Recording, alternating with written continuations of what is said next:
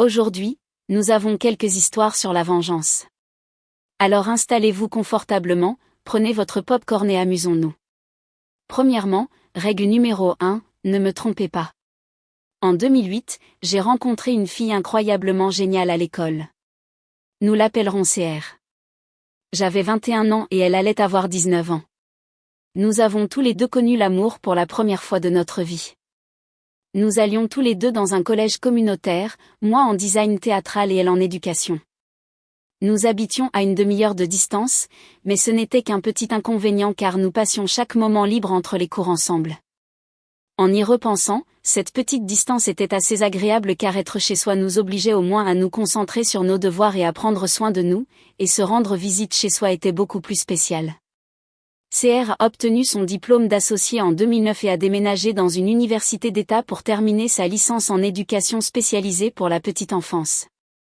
Comme auparavant, la distance n'était pas un problème car il ne s'agissait que d'un court trajet en train, et je passais 1 ou 2 week-ends par mois là-bas avec elle. Je lui ai proposé le mariage le jour de la Saint-Valentin 2010. L'école n'était vraiment pas faite pour moi, et j'ai fini par m'engager dans l'armée de l'air américaine en mai suivant et j'ai été muté de l'autre côté du pays, dans un endroit que aucun de nous n'avait imaginé visiter. Cependant, comme auparavant, nous ne laisserions pas la distance se mettre en travers de notre chemin. Il convient de noter que sa mère ne m'aimait pas. Je ne sais toujours pas pourquoi, mais elle a toujours été la femme la plus bruyante, grossière, agaçante et irrespectueuse que j'ai jamais rencontrée. Elle était citadine et avait épousé une famille d'agriculteurs propriétaires de terres depuis les années 1870, ce qui peut expliquer une partie de sa méchanceté. Dorénavant, nous l'appellerons BM, pour « méchante », vous voyez l'idée. Autre chose que vous devez savoir, j'ai une très bonne mémoire, et cela sera important plus tard dans l'histoire. Bref, revenons à l'armée. J'ai eu 2 semaines de congé entre mon entraînement et mon départ vers ma première, et seule, destination, qui s'est avérée être pendant Noël et le Nouvel An. Bien que nous soyons fiancés, nous n'avions pas vraiment envisagé de nous marier. Elle voulait quelque chose de petit avec sa famille et ses cousins, et j'étais tout à fait d'accord pour aller au tribunal et en finir avec ça. Je ne veux pas avoir l'air de vouloir la pousser à le faire, mais de mon point de vue, j'allais vivre dans les casernes dans quelques semaines, et être mariée me donnerait une allocation mensuelle complète pour le logement, que j'économiserais pour avoir une cérémonie de mariage, et nous avions du temps dans 1 an ou 2. En gros, se marier maintenant, ne le dire à personne, car tout le monde serait très en colère de ne pas être impliqué, et faire une fausse cérémonie de mariage qui inclurait nos familles et amis. Il s'est avéré que, comme je vivais dans les casernes, je n'étais pas autorisée à percevoir l'allocation de logement. Et quand, 6 mois plus tard, ils se sont rendus compte que j'étais mariée, ils m'ont renvoyée et m'ont fait trouver une maison sur la base. Quoi qu'il en soit, nous ne nous sommes pas mariés quand j'étais en permission à la maison et j'ai pris un train Amtrak vers l'ouest. Je recommande fortement de voyager à travers le pays en train si vous avez le temps. La première fois que nous avons pu nous voir après cela a été pendant ces vacances de printemps, ce qui était la première partie de mars. CR et moi avons finalement fait une fugue au tribunal et avons passé les jours suivants collés l'un à l'autre, style lune de miel, comme le devrait chaque jeune couple marié. J'ai pris l'avion pour rentrer chez moi pendant quelques semaines en juin, et c'est à ce moment-là que les choses ont commencé à se détériorer. Easterseal, pour ceux qui ne le savent pas, organise des camps d'été pour les enfants ayant des besoins spéciaux, et ma nouvelle épouse s'est portée volontaire pour être conseillère pendant les 7 dernières semaines de l'été. La dernière fois que je l'ai vue cet été, c'était juste après son anniversaire en juin, quand je l'ai laissée au camp. Le reste de l'été, le contact avec elle a été intermittent, car elle travaillait 24 heures sur 24, 5 jours par semaine, et je comprenais parfaitement son engagement envers ses enfants. Lorsqu'elle est retournée à l'école à l'automne suivant, elle est devenue de plus en plus distante, inventant des excuses sur la façon dont sa batterie de téléphone se vidait au hasard à des moments étrangement prévisibles chaque semaine. Elle a pris l'avion pour passer Noël avec moi dans notre nouvelle maison, techniquement un duplex horrible et presque vide, et les choses se sont senties incroyables, comme elles l'avaient été après cela. Cependant, elle est redevenue super réservée, comme elle l'était le semestre précédent. Avance rapide jusqu'en mai 2012. Il m'a fallu 1 mois entier de congé pour rentrer chez moi pour sa remise de diplôme et l'aider à déménager avec moi. Je ne l'ai presque pas reconnue. Toute la communication de CR avec moi était forcée et si fausse que j'aurais dû savoir ce qui se passait vraiment tout le temps. Elle avait organisé ce qu'elle appelait des « simulations d'entretien » avec quelques écoles primaires près de sa ville natale, et j'ai vraiment cru qu'elle ne le faisait que pour acquérir de l'expérience en matière d'entretien. Quel idiot! Quand j'ai finalement réalisé à quel point elle était sérieuse au sujet d'obtenir un emploi dans son état natal, elle s'est mise à pleurer et m'a fait paraître comme si je la forçais à choisir entre moi et sa carrière. Et, bien sûr, je voulais mettre notre mariage au-dessus de tout. De toute évidence, je suis retournée à la base sans elle quelques semaines plus tard. Je l'ai poussée à me dire ce qui se passait. Elle était tombée amoureuse de l'un de ses collègues conseillers du camp et avait laissé la relation se poursuivre pendant environ 9 mois, affirmant qu'elle allait me le dire mais qu'elle ne savait pas quand, la merde typique de « trop coupable pour se lasser les chaussures ». Et elle espérait honnêtement que j'abandonnerais ma relation à ce moment-là? Non. Je me suis battue bec et ongles pour que nous restions ensemble pendant 2 mois avant de demander le divorce. Je saute beaucoup de détails sirupeux ici, mais le divorce a été déposé fin août et finalisé en décembre, période d'attente obligatoire de 90 jours dans mon état. La douleur que j'ai subie dans cette relation unilatérale est quelque chose que je ne souhaiterais à personne, à moins qu'il ne le mérite vraiment. Apparemment, BM a répandu toutes sortes de mensonges sur la façon dont je me suis engagée dans l'armée pour m'éloigner d'elle, et a en fait eu l'audace de me blâmer pour toutes les larmes et la misère que vivait sa fille aînée. Ma future ex n'a jamais admis qu'il m'avait blâmé pour tout, mais j'étais très proche de son père et de ses frères, donc je ne peux pas imaginer qu'ils aient jamais soupçonné quoi que ce soit de ma part. Mais BM était tellement manipulatrice que, pour Halloween, tout le monde s'était retourné contre moi. Et à ce moment-là, je n'en pouvais plus. J'étais presque suicidaire et mes crises d'angoisse me frappaient pratiquement tous les jours. J'étais malheureux, fatigué qu'on me mente, fatigué des calomnies, fatigué d'être le méchant alors que j'étais celui qui avait été attaqué. Elle a commencé à envoyer des SMS à ses frères et sœurs en disant « Eh, je suis en fait votre beau-frère. C'est bien de savoir que nous ne gardons pas de secret, n'est-ce pas ?» CR a explosé, mais ce n'était que le début. J'ai écrit une lettre de 3000 mots expliquant, avec chaque détail dont je pouvais me souvenir, exactement ce qui s'était passé, le fait que nous étions mariés, y compris des copies du permis et du certificat de mariage, nos projets d'avenir et comment j'étais le seul à répondre à nos attentes, où elle a rencontré le type avec lequel elle me trompait, son nom, son adresse, son numéro de téléphone, son nom de conseiller de camp, pour que CR ait plus de difficultés à le réfuter, et beaucoup d'autres informations que je l'ai fait garder secrètes. J'ai envoyé des copies à tous les membres de sa famille élargie, enfin, à tous ceux dont j'avais une adresse, ses colocataires, le camp d'été où elle travaillait, les professeurs proches qu'elle avait mentionnés lors de conversations précédentes et le directeur de l'école où elle a fini par travailler. Appeler les conséquences catastrophiques est un euphémisme. Sa famille catholique super dévote l'a pratiquement renié. Sa réputation dans son ancienne école a été détruite et la tension dans son nouveau travail était apparemment si élevée que CR a été obligé de démissionner de son poste avant le début des vacances de Noël. Me débarrasser de ces secrets de ma poitrine a été le moment le plus cathartique de ma vie. Dans notre prochaine histoire, l'ex-mari reçoit ce qu'il mérite après avoir trompé ma sœur. Pour quelques précisions, cette histoire se déroule dans un pays du tiers-monde en Asie. Les lois ici sont différentes de celles des pays du premier monde et occidentaux. Cela s'est déroulé aux Philippines. Notre pays est un pays conservateur et catholique, donc le mariage et la vie conjugale sont considérés comme sacrés, et l'idée du divorce ou de la séparation des époux est mal vue par la plupart des traditionalistes.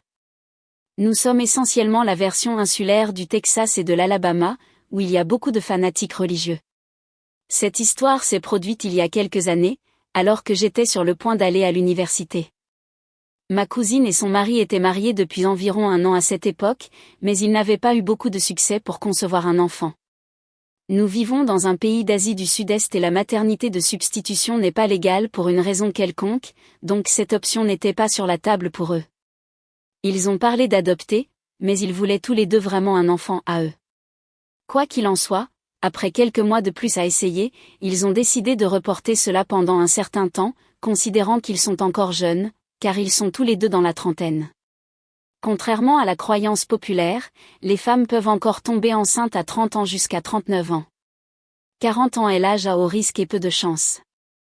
À la place, ils ont décidé de se concentrer sur leur carrière respective et de voyager dès que possible. En général, ils menaient une belle vie, en apparence, bien sûr. Quelques mois plus tard, ma sœur a remarqué certaines choses, rien de trop drastique, comme le fait que son mari recevait des appels nocturnes, le mari est médecin, et allait dans l'autre pièce pour y répondre. Son mari effaçait toujours l'historique sur son ordinateur de bureau partagé à la maison, et il devait faire des heures supplémentaires, beaucoup trop souvent. Ma sœur m'a demandé à moi et à certains de nos cousins quoi faire. À ce moment-là, je sortais avec un garçon assez expert en technologie, qui à plusieurs reprises a piraté mon Facebook, mais c'est pour une autre histoire. Je lui ai donc demandé de l'aide. En 2 jours, nous avions son compte Facebook, Gmail et Instagram. Nous n'avons rien trouvé. Je me suis dit, bon, étrange, peut-être que ma sœur est paranoïaque. Puis j'ai eu une idée, qu'en est-il de son Viber ? Après quelques recherches supplémentaires, nous avons pu accéder à son Viber. Et nous avons trouvé des choses.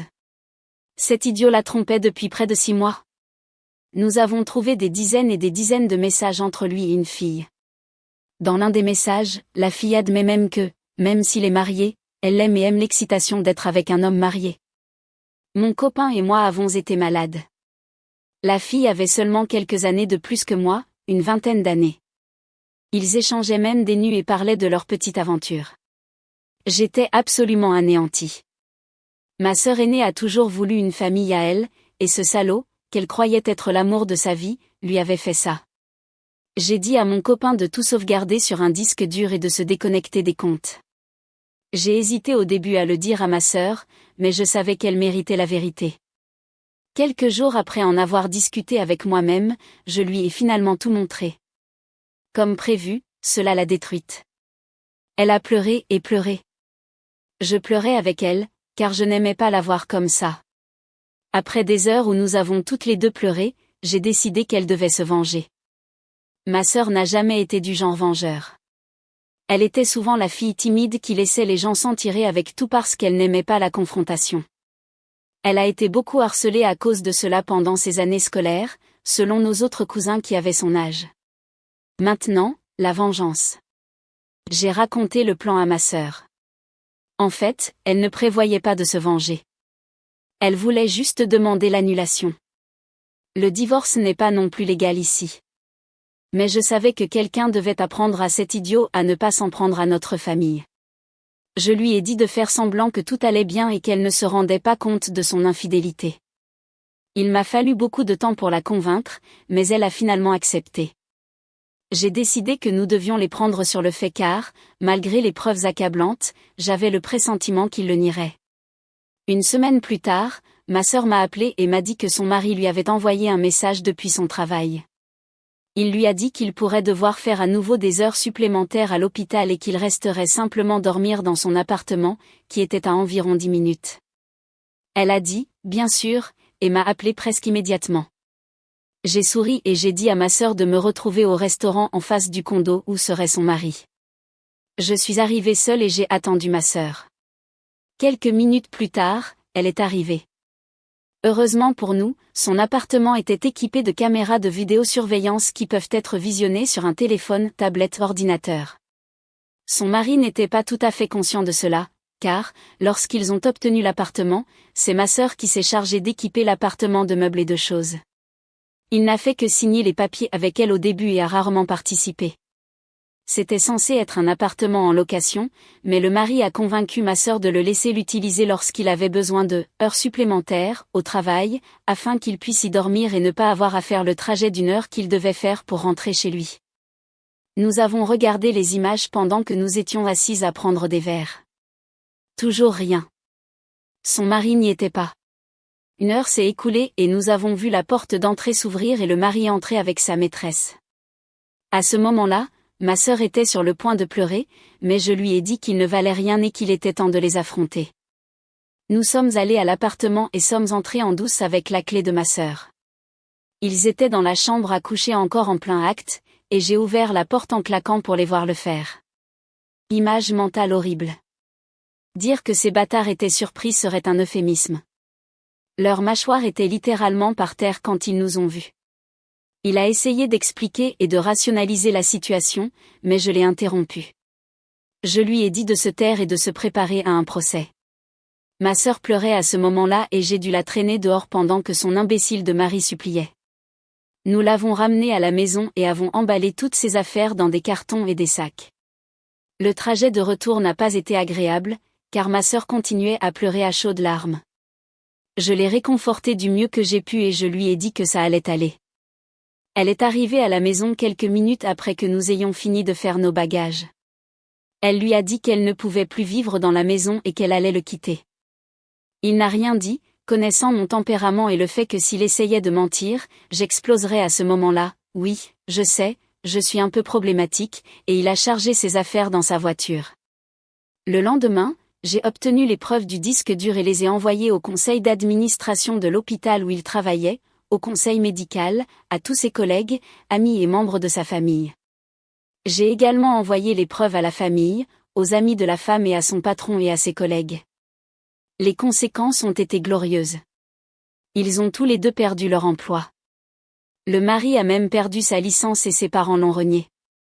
L'un de nos cousins était avocat et a aidé notre sœur à le poursuivre, lui et la femme, pour concubinage, terme juridique philippin pour adultère. Elle a gagné le procès et l'annulation lui a été accordée, et elle a obtenu la majeure partie de ses biens lors de la séparation, la maison, l'appartement, les voitures et l'argent. Son mari a obtenu un peu d'argent, mais il a dû payer un prix considérable pour l'avocat, car ses parents ont refusé de l'aider. Je ne me souviens pas combien d'années ils ont dû passer en prison, mais comme aucun d'eux ne peut payer la caution, ils passeraient beaucoup de temps dans un centre et auraient un casier judiciaire permanent lorsqu'ils sortiront de prison. Ma sœur va bien maintenant. Elle se remet toujours de toute cette merde et est maintenant dans un meilleur état mental. Waouh, du temps de prison. Le lobby des Philippines fait peur. Bon, ensuite, mon petit ami me trompe avec mon demi-frère, alors je le quitte et je détruis sa relation avec ses parents. Vers l'âge de 17 ans, j'ai commencé à sortir avec un garçon de 19 ans. Nous l'appellerons Jack pour les besoins de cette publication. De plus, l'âge du consentement là où je vis est de 16 ans, donc il ne se passe rien d'illégal ici. Nous nous entendions bien, nous passions beaucoup de temps ensemble et nous prenions beaucoup soin l'un de l'autre. Nous avons même commencé à parler de vivre ensemble une fois que nous aurions tous les deux déménagé. Nous étions un couple parfaitement heureux, ou du moins je le croyais. Vous voyez, après que nous soyons sortis ensemble pendant quelques mois, quelque chose a changé chez Jack. Il est devenu beaucoup plus distant chaque fois qu'il était avec moi. Il vérifiait constamment son téléphone. Nous avons cessé de passer autant de temps ensemble et il a commencé à agir étrangement avec les marques d'affection en public, comme se tenir la main et ce genre de choses. Il semblait aussi commencer à se soucier de moins en moins de mes sentiments. Il avait l'habitude d'avoir une certaine propension à l'humiliation dans la chambre à coucher, rien de trop extrême, et nous avions parlé de ce que Jack devrait et ne devrait pas dire, mais il a commencé à devenir de plus en plus dégradant. Il me disait que personne ne m'aimerait jamais et se moquait de mes insécurités. En fait, j'ai pleuré plusieurs fois lorsque cela s'est produit. Pour lui donner un peu de crédit, les premières fois, il a cessé de faire tout ce qu'il faisait et s'est excusé et m'a pris dans ses bras jusqu'à ce que je me sente mieux, mais finalement cela s'est arrêté aussi et il a simplement commencé à lever les yeux au ciel et à me dire de grandir. C'était comme une personne complètement différente. Les insultes ont commencé à s'infiltrer dans notre vie quotidienne. Il se moquait beaucoup de mon apparence, mentionnait ma famille, je faisais face à beaucoup de problèmes familiaux à ce moment-là, mentionnait le fait que j'avais couché avec d'autres personnes avant que nous commencions à sortir ensemble, une sorte de rébellion causée par les problèmes familiaux, etc. Si je m'énervais à cause de ça, il sortait simplement de la pièce et me laissait pleurer toute seule. J'ai commencé à avoir le sentiment que c'était de ma faute si notre relation se détériorait. Peut-être que je n'étais tout simplement pas assez bien pour lui. Je savais au fond qu'il me trompait, et cela a été confirmé lorsque j'ai reçu un message d'un garçon, David, sur Facebook me disant qu'il avait couché avec Jack. Il s'est excusé abondamment et m'a dit qu'il avait mis fin aux choses avec Jack dès qu'il a su qu'il avait une petite amie. Je ne pouvais pas être en colère contre David, ce n'était pas de sa faute. Nous avons parlé pendant des heures et j'ai assuré à David que ce n'était pas sa faute et qu'il n'avait rien fait de mal. David m'a aussi aidé à cesser de trouver des excuses pour l'attitude de Jack et la façon dont il avait agi. C'était une bénédiction. Ce qui m'a vraiment anéanti s'est produit peu de temps après la découverte de l'infidélité. Nous avions eu beaucoup plus de disputes, puis il a décidé de faire quelque chose d'absolument impardonnable. Vous voyez, j'ai eu une relation tendue avec mon père pendant des années. Il trompait constamment ma mère et finalement s'est installé et a eu des enfants avec une fille avec laquelle il sortait dans son dos. Il a essayé d'avoir un certain type de relation avec moi jusqu'à ce que j'ai environ 13 ou 14 ans, puis il a décidé qu'il ne m'aimait pas autant que ses autres enfants et nous avons rompu tout contact. Cela m'a brisé et ça me fait encore mal d'y penser aujourd'hui. Quoi qu'il en soit, Jack a fait tout son possible pour trouver l'un de mes demi-frères en ligne et a couché avec lui. Le lendemain, il s'est vanté et mon demi-frère a publié en ligne ce qui s'était passé, et j'ai reçu un tas de messages de ses amis me disant que je le méritais. Ce fut probablement le point le plus bas de ma vie et je me détestais, en partie pour avoir permis que cela se produise et en partie parce que j'avais commencé à croire ce qu'il disait. Mon seul réconfort pendant ce temps a été David. Je ne voulais pas accabler mes amis avec mes problèmes et David était l'une des rares personnes qui connaissait de première main Jack. Nous avons parlé pendant quelques semaines et finalement la conversation s'est concentrée sur la vengeance. J'avais essayé de mettre fin aux choses quelques mois auparavant, à cause du comportement horrible de Jack, mais il a commencé par les excuses et en me disant qu'il ne le pensait pas sérieusement, qu'il ne le referait plus jamais. Il a même parlé à certains membres de ma famille qui, à leur insu, m'ont poussé à retourner avec lui, car nous étions un couple si mignon. Je n'avais pas voulu leur raconter la vraie raison pour laquelle nous avions rompu, alors j'ai gardé les détails assez vagues, bien que je sois assez sûr que certains d'entre eux avaient vu la publication de mon demi-frère et savaient pourquoi je ne voulais plus être avec lui. Après des semaines de discussion et de planification, j'en ai finalement eu assez et j'ai décidé de faire quelque chose. Mon père n'était pas exactement un homme riche, mais il avait un travail assez bien rémunéré et gagnait assez d'argent pour vivre assez confortablement. Il avait commencé à répandre des rumeurs quand il était plus jeune, pendant une bataille pour la garde avec ma mère, qu'il avait créé une fiducie pour moi et qu'il y avait assez d'argent là-bas pour que je m'installe dans mon propre logement quand j'aurais 18 ans, plus un peu plus. Je savais que c'était une complète connerie. Il essayait d'éviter de payer la pension alimentaire tout le temps. Bien sûr, il ne créerait jamais de fiducie pour moi. Cependant, Jack ne le savait pas. Nous n'avions jamais beaucoup parlé à ce sujet, mais il avait entendu les rumeurs et je disais toujours, ce que je leur ai dit, mon père était un père terrible qui se plaignait de payer la pension alimentaire à ma mère, alors pourquoi diable créerait-il une fiducie? Mais Jack n'écoutait pas. Il a même enquêté par lui-même sur le type de travail que faisait mon père et a fait une estimation de ce qu'il pensait que mon père gagnait, bien que, à sa décharge, il cesse de parler du sujet chaque fois que je le lui demandais, pendant un certain temps, au moins. J'ai décidé d'utiliser cela à mon avantage. Jack et moi continuions à sortir ensemble, même si je l'évitais à chaque occasion, jusqu'à une nuit où je l'ai fait asseoir et je lui ai dit que, comme j'allais avoir 18 ans dans quelques semaines, j'avais commencé à penser que nous devrions obtenir notre propre logement avec la fiducie que mon père avait créée pour moi. Il s'est immédiatement réjoui de cela et, honnêtement, je crois que ce soir-là a été la première fois en des mois qu'il m'a dit quelque chose de gentil quand nous n'étions pas en public ou avec des amis ou de la famille. Cela m'a presque donné envie d'annuler toute l'affaire, mais j'ai parlé à David plus tard ce soir-là et il m'a rappelé que Jack reviendrait à son attitude habituelle dégradante dans peu de temps. Nous avons commencé à chercher des appartements, même si Jack a été tellement gentil de me laisser avoir le dernier mot et de m'occuper des papiers car, comment pourrait-il sortir et me tromper s'il devait s'occuper des papiers d'un appartement? Pour être honnête, cela m'a un peu surprise, car j'avais toujours pensé qu'il voudrait que son nom soit sur les papiers et tout pour que je ne puisse pas le virer. Mais à ce stade, il avait couché avec mon demi-frère, m'avait dégradé, avait détruit mon estime de soi et m'avait trompé régulièrement. Je pense qu'à ce moment-là, il pensait que je ne le virerais pas quoi qu'il fasse. Quoi qu'il en soit, j'ai commencé à prendre des quarts supplémentaires au travail pour essayer d'économiser assez d'argent pour déménager, pas avec Jack, oh non. Je déménageais avec mon amie, Emma. Nous avions toutes les deux pensé à déménager pendant un certain temps et nous avons pensé, pourquoi ne pas simplement être colocataires?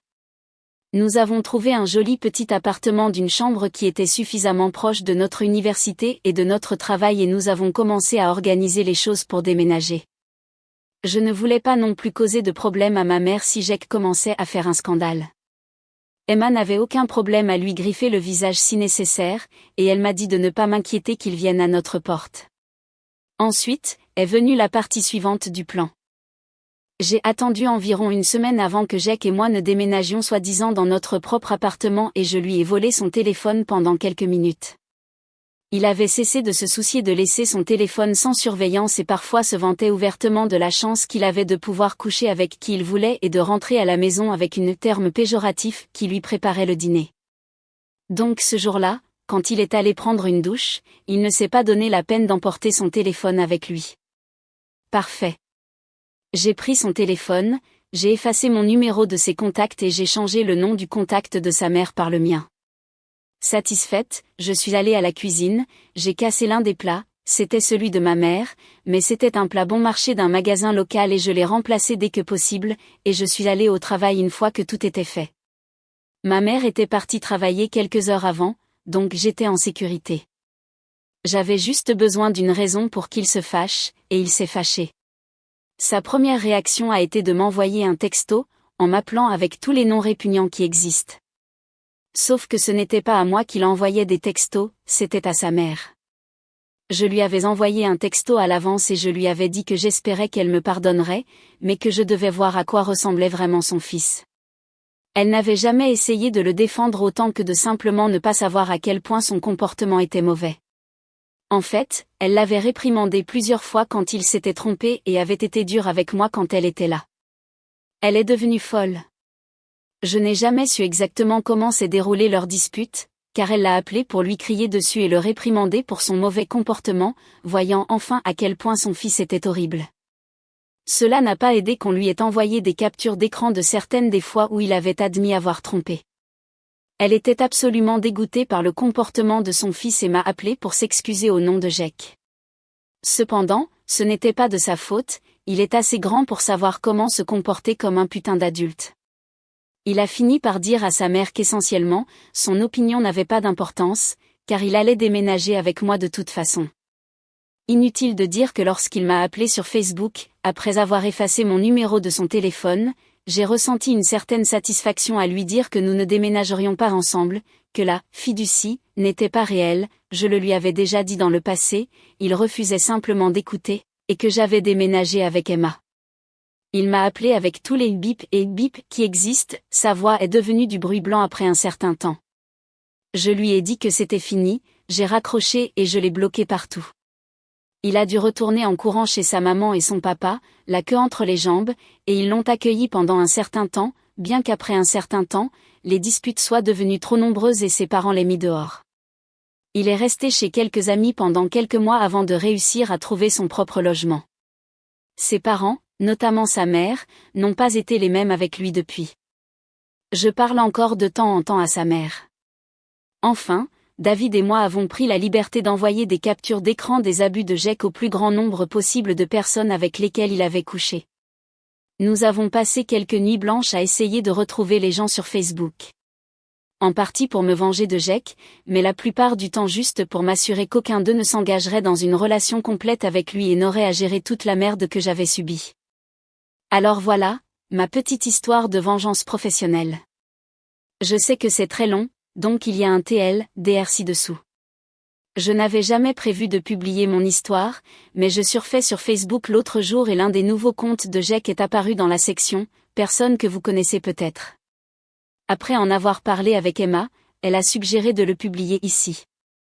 Assurez-vous d'aimer et de vous abonner, et activez la cloche de notification pour ne pas manquer notre prochaine vidéo.